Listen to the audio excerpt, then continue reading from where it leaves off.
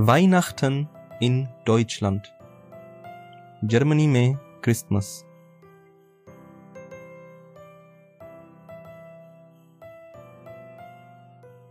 अस्सलामु अलैकुम वरहमतुल्लाहि वबरकातुहू। मैं आपको खुशामद कहता हूँ हमारे जर्मन उर्दू कोर्स पर। ये जो हमारे चैनल का 5वां हिस्सा है, इसमें हम, जैसे कि आपको बता दिया गया था, हम सिर्फ जर्मन ज़ुबान के बारे में नहीं बल्कि जर्मन कल्चर और जर्मनी के निज़ाम के बारे में गुफ्तगू करेंगे। अब हम हमारे आज के वीडियो के मौजू की तरफ आते हैं, यानी वाइनाख्टन, जिसे अंग्रेज़ी ज़ुबान में क्रिसमस कहा जाता है। आपको यकीनन महसूस हुआ होगा कि जर्मनी में दिसंबर के वक्त किस तरह घरों में और सड़कों पे लाइटें लगा दी जाती हैं और बड़े खूबसूरत रंग में हर चीज़ को डेकोरेट किया जाता है। ये सारी तैयारियां क्रिसमस की वजह से होती हैं। वाइनाख्टन ईसाइयों का मजहबी त्यौहार है जिसमें वो हर साल हजरत ईसा अलैहिस्सलाम की पैदाइश मनाते हैं।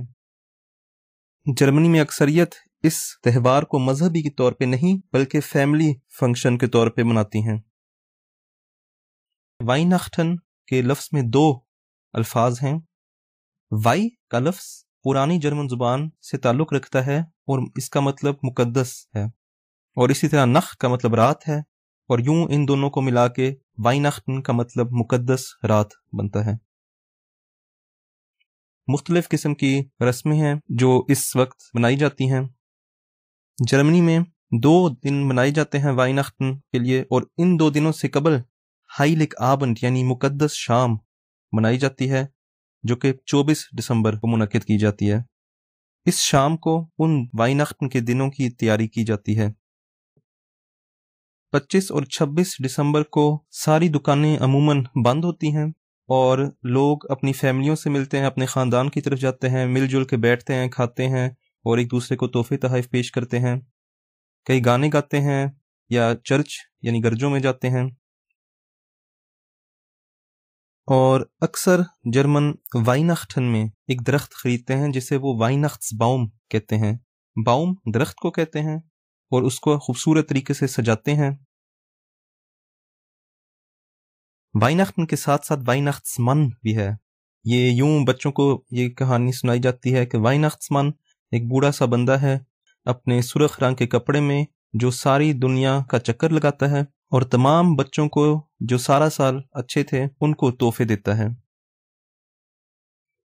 इसी तरह वाइनाख्टन में ये भी ट्रेडिशन है कि मीठा बनाया जाता है, मसलन बिस्किट या केक।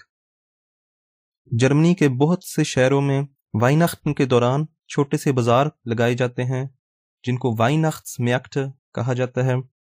इन बाजारों में बहुत सी मीठी चीजें बंदा खरीद सकता है, मगर साथ साथ जेवर भी या चिरागें वगैरह इस तरह की चीजें।